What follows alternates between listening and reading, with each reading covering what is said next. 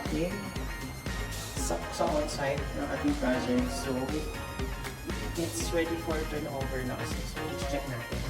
Papakita ko sa inyo kung ano yung naging outcome ng ating project. So, tara na.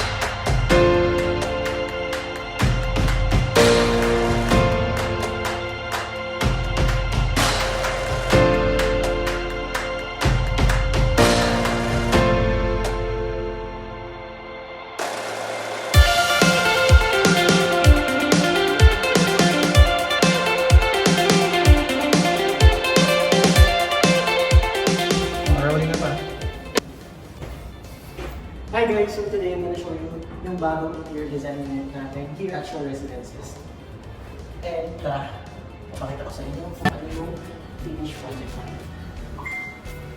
Nag-install tayo dito na. Ito tayo ng box splash, new safe style.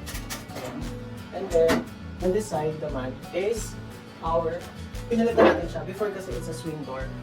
So medyo disturbance siya kapag swing door yung ilapit dito. So kapag ino-open, yung maliit yung space. So we decided na palitan natin siya ng sliding door para mas maging space saving and yun, mas lower yung area natin. So ito yung yung bathroom. Palitan natin yung bathroom. So yan.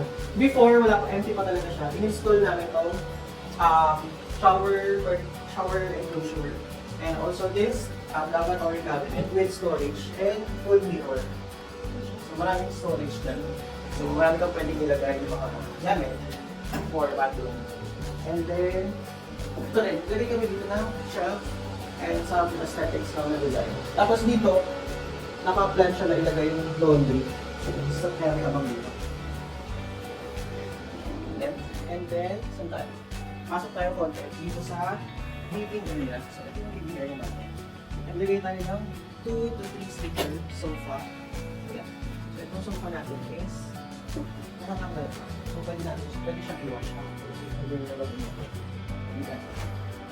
Sofa. And then, nag-install din tayo ng shelf dito. Ang shelf natin is with lighting siya sa loob para ma-emphasize yung mga design natin dito. So naglagay tayo ng mga books, mga pang aesthetics na designs dito. And of course, dito, kaya tayo frame. So na ng konting part. And nandito yung mga control. Control for the switches for ceiling fan and yung mga lights ng ceiling fan. And yung inverter natin. And coffee table, ito siya. Paglagay ko tayo ng mga scented candles. And ito ang ating coffee table with carpet. So yan. Diba match siya na sa color. And on this side naman is yung ating dining table. So yan. Bar style siya. So naka-bar chair tayo dito. Sa tatlo. Pero ang nakaset up lang is good for 2. So pwede rin tatlo if ever may guest. Ayan. Tapos naglagay tayo ng mga jars. And itong mga ano tawag dito? Glass. Ito ang cute nito. Kasi cover siya pero at the same time pwede siya maging glass, di ba? And nandito yung mga control switch natin for the tail lights. Ayan. Switch and designs and frame. Ayan. Yung mga ano tayo, design na parang native vibe. Kasi yung tingnan is Japandi, so more on neutral colors yun. And more on wood accents. And ito, papansin nyo, bakit ganito? Bakit curtain agad siya? Hindi to window. It's an extension na yung other side nito is the bedroom. So, ito pala, sige, open ko na. Here's our bedroom. By the way, this one is a blackout curtain. It's a premium curtain, kaya nakapal siya. And meron siyang mga details. Yan, if makikita nyo. With valance na rin siya. So, ayan. Valance yung pinaka-baggy cover nito. Tapos yung hot. And then, this is the bedroom. It's a queen-size bed with under storage. So, ayan, yung mga drawer siya dito. Ayan, pwede natin gagawin ang natin. And with 2 side tables. So, glass siya para hindi na masyadong, glass na lang yung ilagay namin para hindi masyadong masipot yun.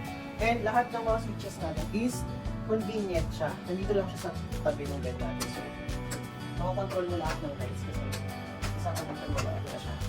And naglagay na rin tayo ng USB outlet dito. Yeah, so yeah, pwedeng madaling mag-charge yung titira dito if ever. And complete beddings tayo. Okay, duvet cover, bed sheets, and yung mga and yung pillows tayo. Sama na rin. And yung bed frame natin. Back-ted lang siya. Ito guys, yung mirror na to is continuous.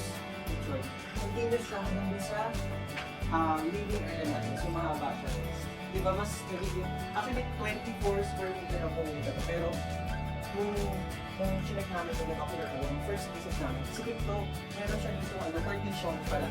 Yung partition talaga siya dito, tapos may sliding door on this side. Tapos tinanggal din namin lahat para mas maging maluwag. So yan, install kami ng glass, tapos shelf, para marami pang malagay dito yung mag-i-stay dito sa area. And of course, this one, my favorite, yung pendant light natin sa both side. Hindi ako, sa both side ng ating bed. So yan. Nice, di ba? Parang fold up siya. Yan. And then another blackout curtain dito with sheer. So yan.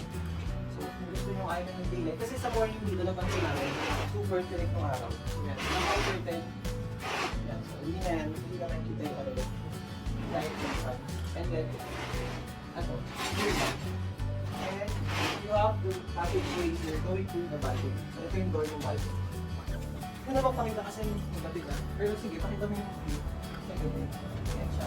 Yan, ang city lights, mga sasakyan.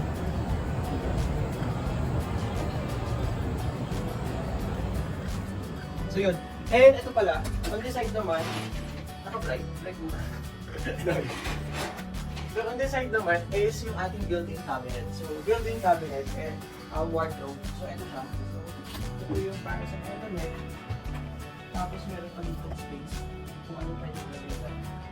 And then, dito rin, overhead, yan, storage din siya. Next, more storage. So, pero pwede dito kasi si plugin, guys, nasa abroad. So pwede na siguro lagay dito. Pwede na siguro lagay dito yung ano ba? Yung luggage bag. Kasi ito yung 42 inches na TV.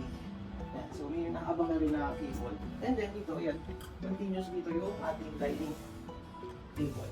And with marcher. Tapos dito rin yung mga switches na. And nag-install din tayo na 1.5 horsepower na inverter aircon. So back. Ito mga ganyan. Ito pin lights, steering card. Tapos overall, kami lahat yung design. And Pati yung mga furniture. Good one. So yun lang guys, so I hope you like it. It's a Japandi theme interior design by designer.ph. See you on our next video. Bye-bye!